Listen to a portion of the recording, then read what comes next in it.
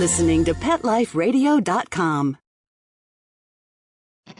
Animal Party is brought to you by Dog.com. For everything and anything dog, shop Dog.com today for all the top brands. Greenies, Frontline, Kong, Nylabone, Royal Canin, and more. Shop at Dog.com and use the promo code SADPARTY, SADPARTY, and get $15 off your order of $75 or more.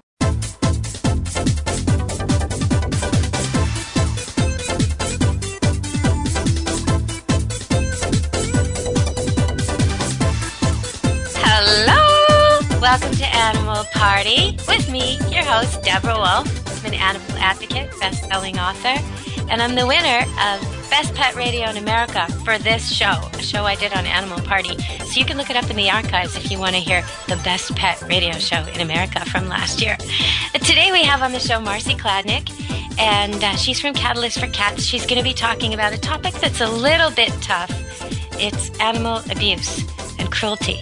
But we're also going to be bringing you some really good news stories because Marcy deals hands-on with animals in the trenches of cat rescue, and she's dealt with a lot. She's made the call that gets an animal rescued or saved from terrible circumstances. So we're going to talk a little bit about the animals she's seen and some of the really good, beautiful stories of before and afters, where the before is horrific and the after is peaceful and lovely and a happy pet in a happy home. So we'll talk a little bit about that. But we're also going to cover some of the larger issues, like how does family violence and pet violence connect? What are children seeing? And what we can tell you about that. So we're going to cover some tough topics, but some easy topics too. And I'm definitely going to give you some trivia to think about. Have you ever thought have you ever noticed if your pets are right pod or left pod? Well, they're one or the other. And I'll tell you how you can test that out. The most dogs, the boy dogs, are left pod, and the girl dogs are right pod. I don't know why that is, but that's the truth of it. We'll see if your dogs fit the pattern. As far as cats go, they haven't done enough tests. We don't know. So test your cat and find out, left or right. I'll tell you how later in the show. And right now, we're just going to go to Marcy Kladnick, our guest. Welcome to the show, Marcy. Thank you so much, Deb. It's so great being on your show again. Well, we have a tough topic today, but I know you've got some good news stories. Could you share with me one of these stories where you came across an animal that was just in a terrible state because of cruelty, and now it's doing all right? Yeah, about a year ago, I got a phone call in the morning. Of course, it was a holiday weekend, so I had to call Animal Control, 911 at that point because it was holiday. And they came out, and we found a four-week-old kitten that had his eye shot out by some boys. God. Yeah, there was 13-year-old boys with BB guns, and they were using the kittens in the trailer park as target practice, which was really sad. Oh, and that is sad. Anyway, that's sad on so many levels, because children who do violence to animals, it's 3 times more likely that they're living in violent houses. So what does that say about all those boys? The chances are huge that they're victims of violence themselves. And then it just goes and cycles and cycles. It's just terrible. Okay, well, what happened to this poor little cat? Well, the kitten was, as I said, was 4 weeks old. He only weighed 15 ounces. And so, of course, I rushed him to the vet, and the vet was able to remove the eye and stitch it up, and everything was fine in that. And I asked the vet, since he was obviously had to be put under to have this done, I asked if she could neuter him at the same time. So this little kitten at 15 ounces was neutered, and he didn't have to go under a second time. So that was a really good thing, too. So anyway, 15 ounces? What size does this fit in the palm of your hand, this little thing? Yeah. And they shot it. These boys shot it. That's just nasty. Oh man, they're gone on the wrong track already. These boys need help big time. If you know kids in your area that are doing stuff like this, you got to call the authorities on them and point their parents at this, because they may not even know that they're victims, but probably they are victims. You got to get a handle on this, or they're going to grow up and become victimizers as well. So this is really serious. Okay, so we're going to take a break. We're going to come back and talk more about this and do some more good news stories. And I'm going to tell you how you can test your dogs and cats to see if they're right pawed or left pawed. So we'll be back after the commercials. Stay tuned, everybody. This is Animal Party, and my guest is Marcy Kladnick. Stay tuned.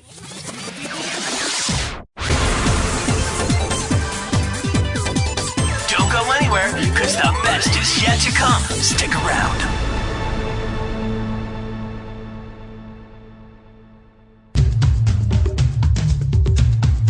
There's a movement afoot. ShoeBuy.com. Join the millions of people who shop ShoeBuy.com's over 400 brands and 500,000 products. Order now and get free shipping and free return shipping. ShoeBuy.com, the world's greatest shoe store. Walk your dog in style and comfort. Enter the code ANIMAL, ANIMAL, at checkout and get a 10% discount plus free shipping at ShoeBuy.com.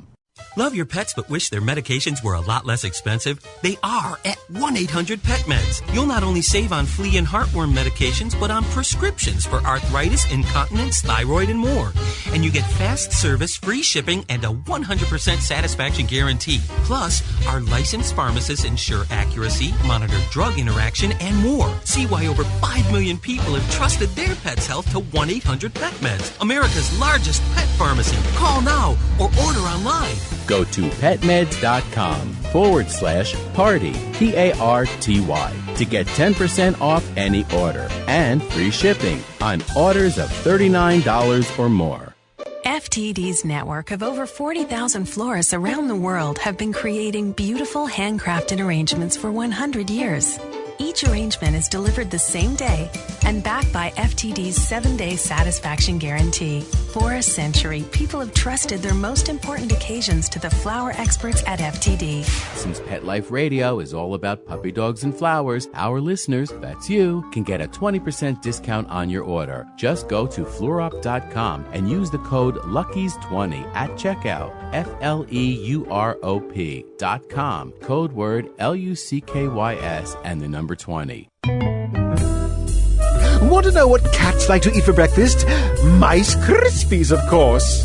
Learn everything there is to know about cats on Catitude with your host, Tom Dock.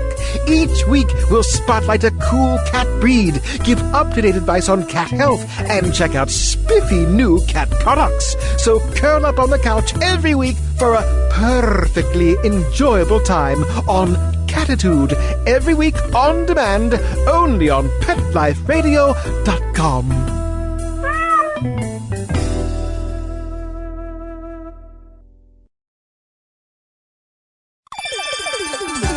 Let's Talk Pets on PetLifeRadio.com.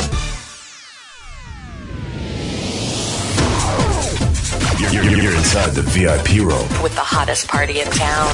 Back to the party. Let's go! Hello! Welcome back to the Animal Party with Marcy Kladnick. We're back from our sponsors. Thanks for listening, because they're the people who make this party possible. All right, Marcy, can you finish the story about the little kitten with the eye? Sure. I actually had the rest of his litter with me, too, because there were 5 kittens that were involved with this, but only one was injured. So when the little kitten, I named him BB for Brave Boy, and because he was shot with a BB, he came back from the vet, and he had this huge collar on, of course, and he wanted to be in with his litter mates. And it was really funny because when he would eat, his collar protected the food from all of his litter mates, so he was the only one. It was really funny to watch because he could eat and nobody else could. But I didn't let him be in there all the time. Oh, the cone collar. I see what you mean. So when he put his head over the dish, it completely covered the whole dish. Oh, what a little, yes, opportunist. And it was so big. When he walked, he had to throw his head from side to side, and he'd walk like an elephant. And to get into the litter box, he'd have to throw his head up and climb in. Sometimes, if you do have a pet that comes home with a cone, especially a cat, even though maybe normally you use the kind of litter that has a lid, probably have to take the lid off until the cone goes back. You got to make things really easy for the animal because it doesn't like that cone on its head, and it can't maneuver the way it normally can. But it sounds like your little guy was so grateful that even the cone, he was doing fine. He wasn't getting sad and depressed. He was probably so relieved to be in a good situation and not be in pain. Right. Yeah, he was. And it's funny because I had my old cat was not very tolerant of new kittens coming into the house for fostering, and he would always hiss and run off and everything. But he accepted this little guy. It was truly amazing. He was so tolerant of this little kitten with a big cone, and he let the kitten hang out on his rug with him. It was amazing. Yeah. So that was, and then I took him to an adoption day just to bring in the people, because people go, "Oh, what happened?" And I had two families vying for him at the end of the day, and he wasn't even ready for adoption yet. So that he had a waiting list, and so he went home with a wonderful family. A one-eyed baby cat. That's amazing. Well, yeah, so there's hope. There's hope for these animals. It's such a tough subject, but there is something you can do about it. For one thing, if you suspect pit bull fighting, okay, say your neighbor has a big tough dog and it's always on a lead and it's always chained and it barks and growls and it's really menacing, and every once in a while you notice it's got wounds and injuries. Or say he has a female dog and it's bred over and over and over again to another tough dog, and there doesn't seem to be, there's just a sinister feel about the whole thing and the people coming and going. If that's the case, then you should go to the HSUS website and report the dog fighting.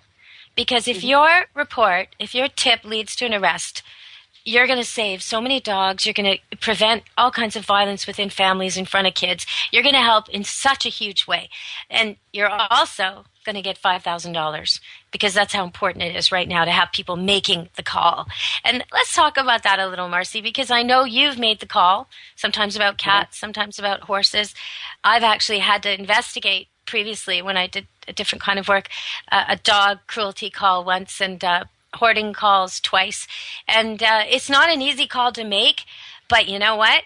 If you're wrong, nothing happens. There's no cost to this. If you're wrong, they go, look, they see that everything's fine. You can sleep. Everybody can sleep. The people aren't angry. They're happy that the authorities are doing their job and they were able to prove that nothing's wrong there.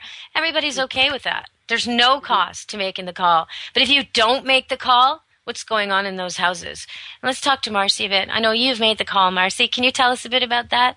It is a difficult call to make, because you're always afraid of they're going to find out who it is, especially if you know the person, and those are often the hardest ones to make when you do know the people, because you're personally involved, but you have to make the call, as Deb said. It's for the animals. It's innocent lives there. It can be done anonymously.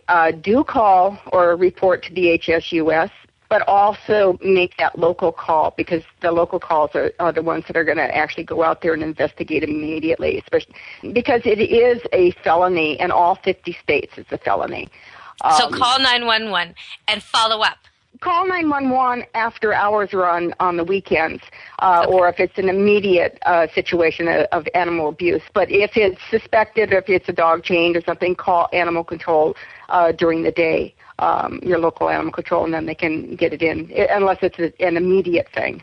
80% of domestic violence homes report that, where there's violence in the homes, 80% of the people report that animals are threatened, harmed, or even killed in those homes. So sometimes you hear the cat or the dog complaining and you make the call and you're actually saving a whole family. Sometimes it just leads to so much revelation. Sometimes they're getting away with this, and there's a lot of people and animals victimized. They say that some women are afraid to go to shelters because they're afraid of leaving the dog or the cat behind with the abuser. And I want to make sure people know that because it is a crime, because this is going on, if you seek help, they will find foster homes and placements for your animals. So it's not a permanent solution, but you won't lose your animals, and your animals won't be euthanized, and they won't be left with the abuser.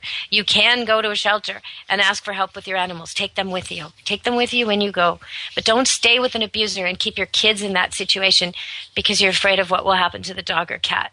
Hopefully we can get it all happening, and that person won't just go out and get another dog or cat and won't be able to get at yours.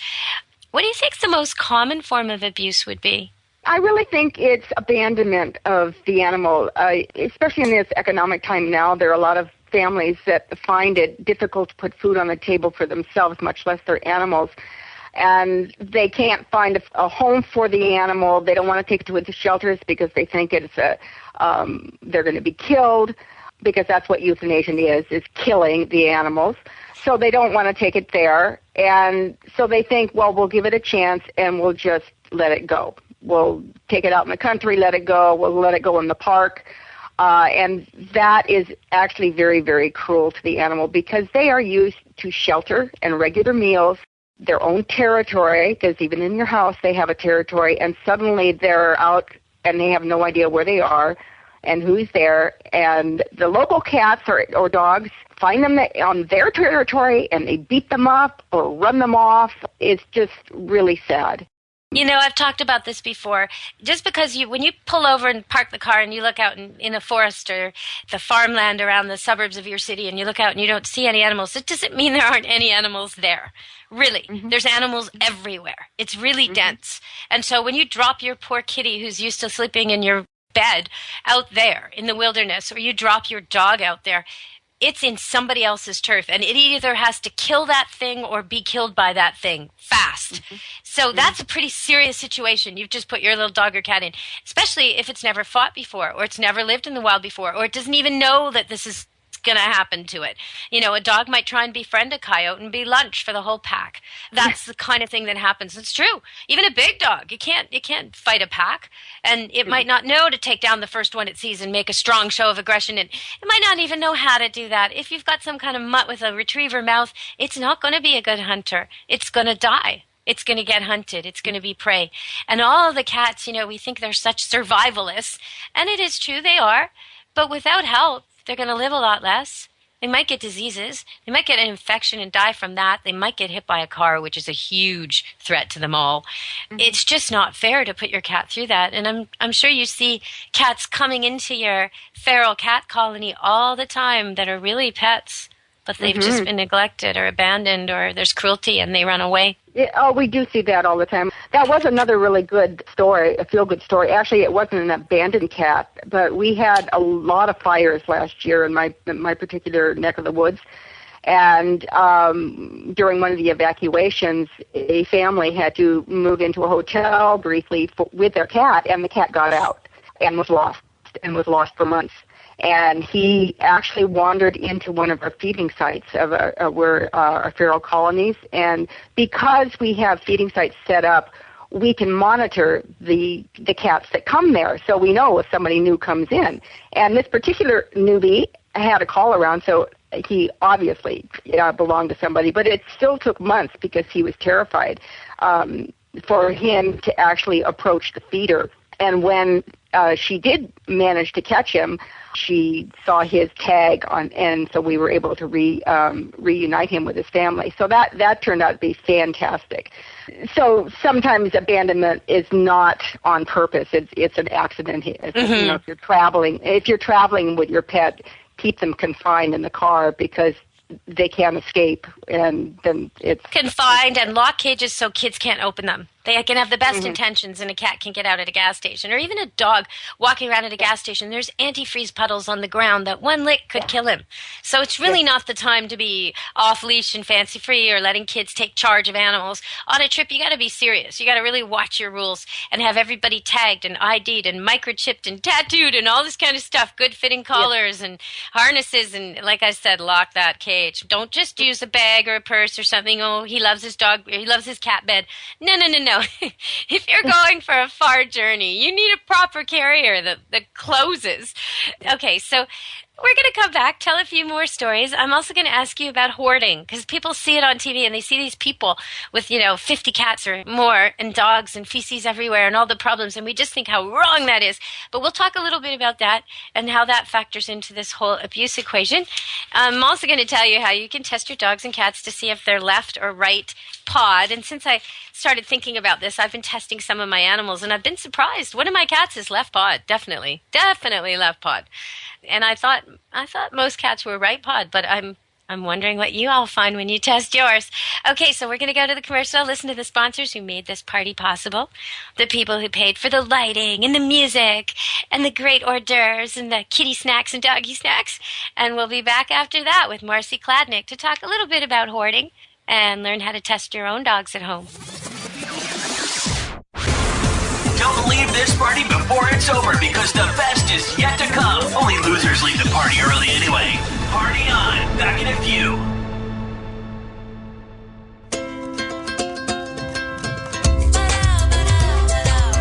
At Petco, we really love pets. There isn't anything we won't do to make sure they're getting the best products and the best care. So when you ask us a question like, so how do you feel about cat condos? We can say from experience, feels like home for her. Enter the code PARTY10, PARTY, the number 10, and get 10% off any order. No minimum at petco.com. Hello? Danica, where have you been? Oh, Grandma, I've been busy, racing, GoDaddy girl. Oh, I built my own online store with GoDaddy. Really? Let me see. Grandma'sAuction.com. Hey, aren't those Grandpa's golf clubs? Grandma needs her bingo money. Use promo code PARTY10, PARTY, the number 10, and get a .com domain name for just $7.49 at GoDaddy.com.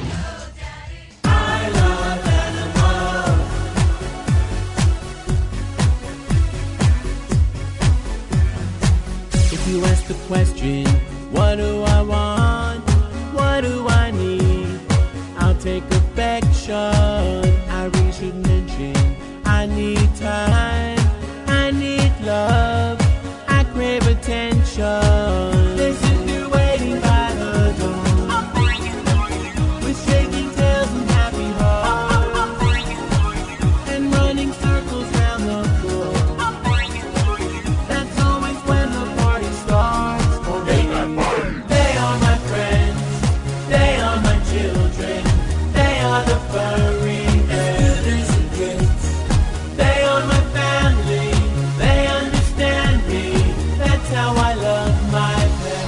I Love My Pets, the new single by Mark Winter, available on iTunes. That's it. You're madder than a junkyard dog, and you're not going to take it anymore. Your feathers are ruffled, your dander is up, and you've got a definite bone to pick.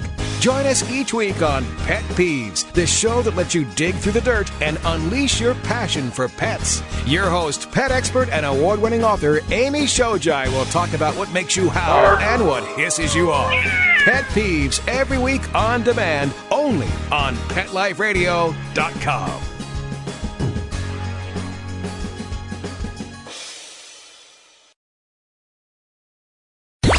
Let's talk pets. Let's talk pets On Pet Life Radio. Pet Life Radio. PetLifeRadio.com.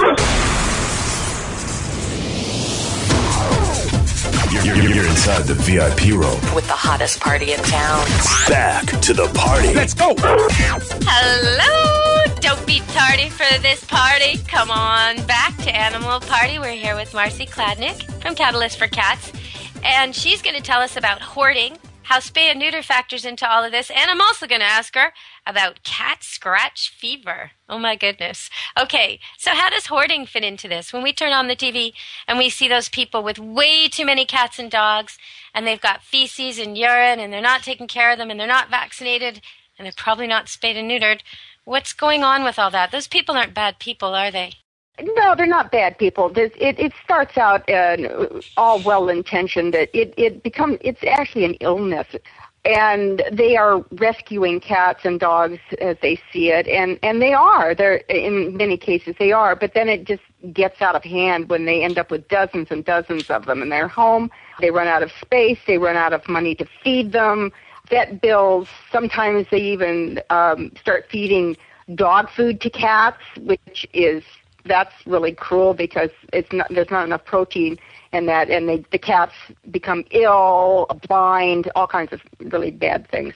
But as I said, it is a form of illness, and when you see hoarding, or if you suspect hoarding, and you bring it up, I mean, it's usually close family members or friends that may kind of notice that. Or neighbors. Sometimes it smells. Or neighbors. It smells. Yeah, they walk in and it smells, and if you confront the person, suddenly they start pulling back from society. Suddenly you can't go into the house. She'll meet you at the doorstep, or I say she. I'm sorry. For some reason I think it's very often females that do this. It's the mothering instinct, I think. But I've noticed that too. It's often women, and sometimes it's surprising who they are. I've had a young woman who started hoarding basically the day her father died, and she was living in the same houses. And, by the time that we were involved in the apprehension, along with the SPCA and a whole bunch of governmental authorities, by the time we got there, there was over 100 cats, and they'd been preying on the kittens, and there was some awful sights there, and a couple of dogs. That wasn't too bad. Terribly neglected horses, though. Terribly, too. And if not for the fact that there happened to be an apple tree on the property and some wild pasture that was healthy and a dip in the land where the water collected, there's no way these horses could have survived. That was their water. That was their food. Horrible. No maintenance, no grooming. So sometimes, your call is, you got to call this in. These animals are really, really suffering. It's not, and the person just thinks there's no better home for them. They think that they'll love them more than anyone. Oftentimes it's someone maybe at your office or in your group of school parents that you notice is always adopting pets. Every time someone says, I have a cat to give away, or there's kittens at my house or whatever, they're like, I'll take one. And they're always taking them, but they don't seem to be getting rid of them. Maybe someone who's very secretive about their home, like you were saying, or may have lots and lots of pictures of all different cats, and they keep telling, look, this is my kitten, this is my, well, how many kittens does this person have? Now, if they have 8 and they're living on a farm, it might be okay, especially if they're all spayed and neutered. But if they have 8 and they're living in a 1-bedroom apartment and they're not spayed and neutered, that 8 can become 100 very, very fast. So we have to really watch this. And the price for the families living like this, or the person living like this, it's very toxic. It is. It's difficult for the animals, but, it's actually very lonely for the people, too, because I think they take these animals in because there's something lacking and missing in their lives. So if friends and family try to reach out to these people as people, rather than saying they have a problem, the person needs help as well as the animals. So that's a big part of it. So everybody needs therapy, the animals and the person who's doing the hoarding. And that's the key to that, again, is education and therapy. So when I name an example of a farm with 8 neutered or spayed cats, even though 1 or 2 might get out or might even live outside, they're not going to create more problems. They're going to rodent hunt and do their job on the farm, and they're not going to have generations and generations of cats. But if you have 8 cats, and even 1 or 2 of them, even 1 isn't spayed or neutered, the moment you open the door to walk in, that cat's getting out when it's in heat, or when there's a cat in heat around for it to impregnate. And you are going to have unwanted kittens. It's not 1 and 1 equals 2. It's 1 plus 1 equals 6 to 10. Again and again and again and again and again, over and over and over every few months.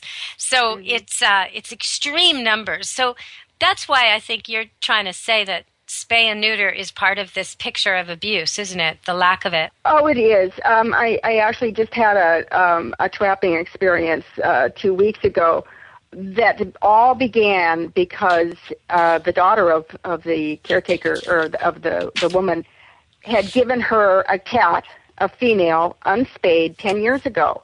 And the cat was an indoor-outdoor cat, and the mom didn't seem to care. And the cat began having kittens, and of course she threw her kittens outside. That dropped them, I should say. She had them out there. And so the kittens were all feral. And over time, over the last 10 years, this colony has gotten larger. There are not that many cats in the colony. That's only because of where they live. They live by a little creek, which is a highway for coyotes and mountain lions. So all the kittens that were born, or most of the kittens that were born, were actually just fodder for the local predators. They were also a road hazard because they were killed on the road.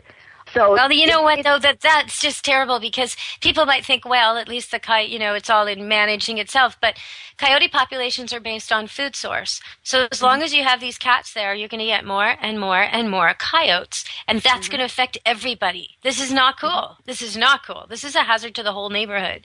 So I'm glad you're pointing that out. But the spay-neuter, I hear it all the time. Oh, I'll just keep her in. Or, oh, she got out. Like it's a surprise that your unspayed in heat cat got out. It's a given. They want to get pregnant. You've got to either have a plan and a program and good security and be breeding that cat for a real special reason with all the kittens spoken for, or you're crazy. You're contributing to an extreme overpopulation problem. And why are you doing that to those poor kittens? That's crazy. It doesn't make any sense. I see where you're coming from on this, is listing this as part of the abuse. What's cat scratch fever? I know you've had it. Now, most of us just think it's a rock song. What's cat scratch fever?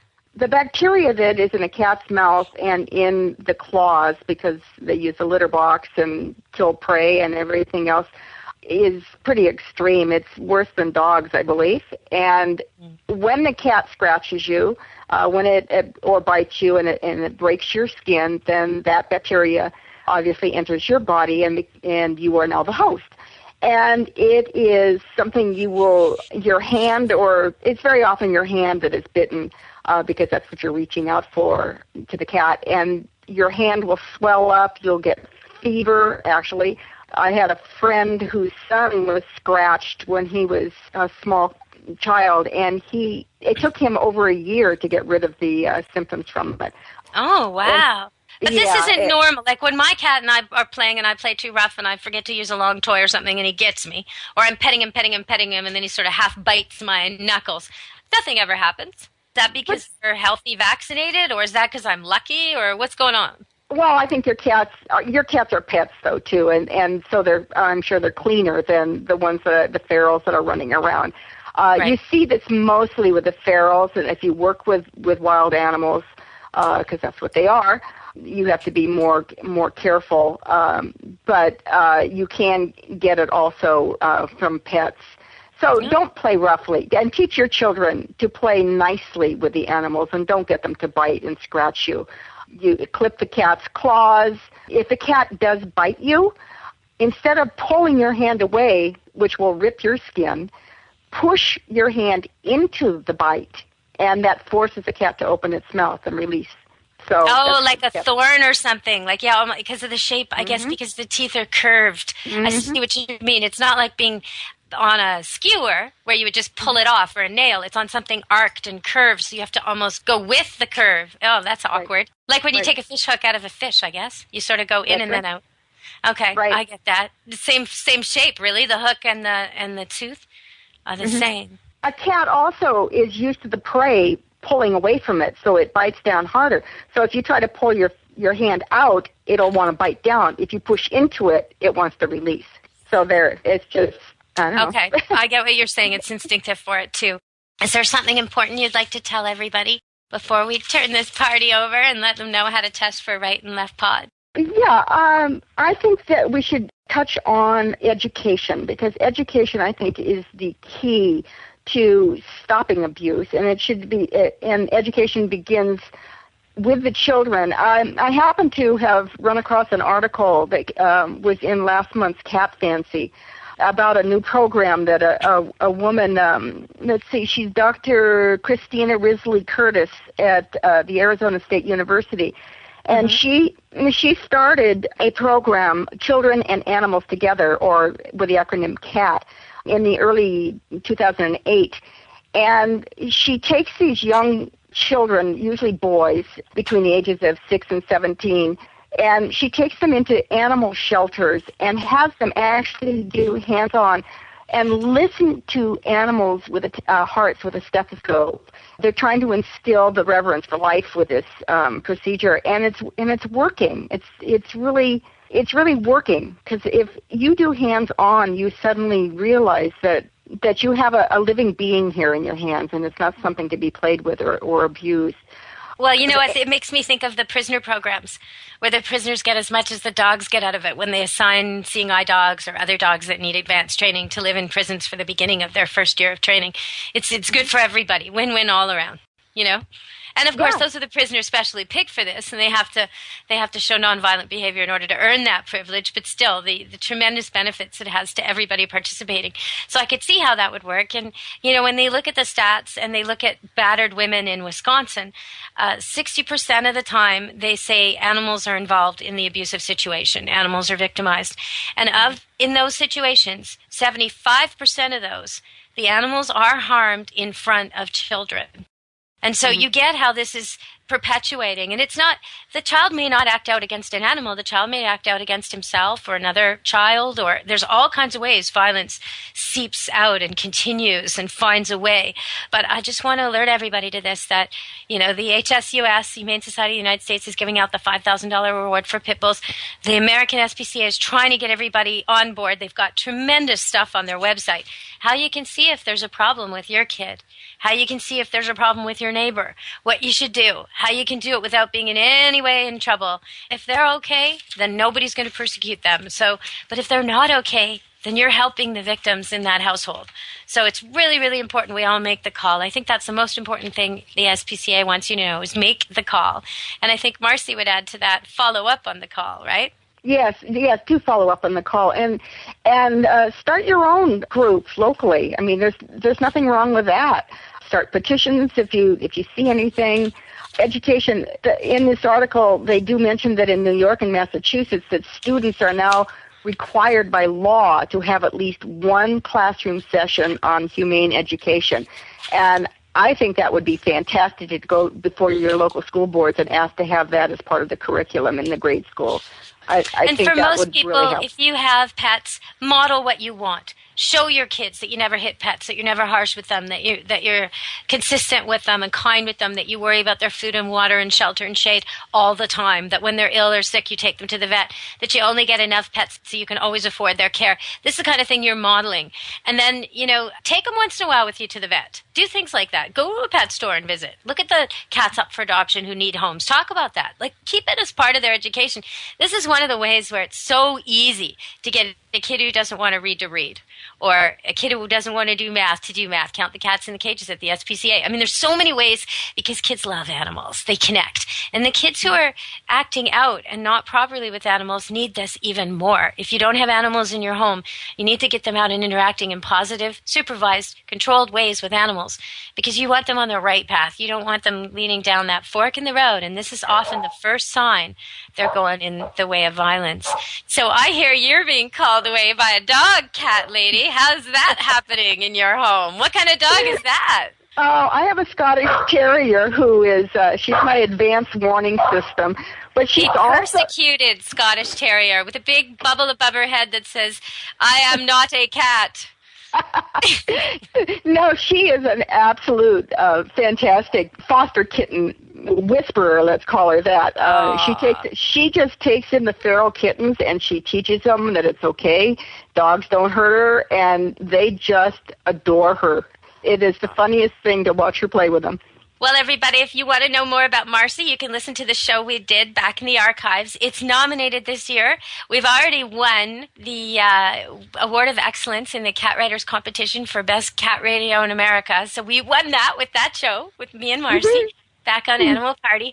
And we're right now waiting to hear if we get a medal. I hope we get a medal. But I even hope if we so don't, too. Even if we don't, we're still rolling in catnip right now because we won. And Pet Life Radio won, and Animal Party won, and Marcy and I won. And so that makes us happy. That makes us strut like happy cats, swishing our tails back and forth, purring. And so you can check that show out and find more. What you'll find there is more about what Marcy does with the colonies of semi-wild, wild feral cats that are living in our city. She's in California, and they're not as wild. You know, they're right there, right in your back laneway, right behind your schoolyard, right behind where you work. They're there, but they're not in homes, and she'll tell you all about that in the show we did earlier. And you can find more at Catalyst for Cats. Is that right, Marcy? Catalyst for Cats? Yes, catalystforcats.org on the web. Yeah, that's it. All right, Marcy, thank you very much. I'm just going to tell them after I say goodbye to you, I'm going to let them know how to test for right and left pod. So thanks so much, Marcy. Have a great day. Thank you. You too. I'll talk to you later. Okay, thanks for coming to the party. Okay, bye. All right, so that was Marcy Kladnick, and all her happy cats and her one dog are now trucking out of the studio. And I want to tell you how to test for right and left. Okay, so this is what you do. You find something your cat or dog really likes, maybe a ball, maybe a toy, something they really want, and then you tease them with it. Now, be careful you don't do something to your dog that is very similar to your shake paw command. So if you always make him sit and then you always stand above him and you always say shake paw, don't do that this time. You want to just have a natural response where you've got something he wants. Maybe drag the ball along the floor, and if he pounces on it, see which hand he's reaching. Okay, now most animals will try with one paw a few times and then try with the other if the first one isn't working.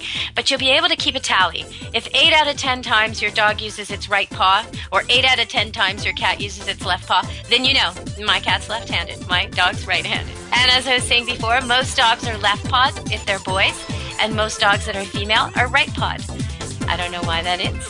I don't know what it is for cats. I'd love to get your feedback at Animal Party. You can always email us at the show and let me know, because Deborah at Pet Life Radio, if you test your cats and dogs and find out if they're right or left-pawed, I'd like to know. Okay, everybody. We'll be back next week with some lighter topics. It was great having you at this party. Serious topic, but some good news stories, too. Enjoy your animals and be good to your animals. Until next time. Let's Talk Pets. Every week on demand. Only on PetLifeRadio.com.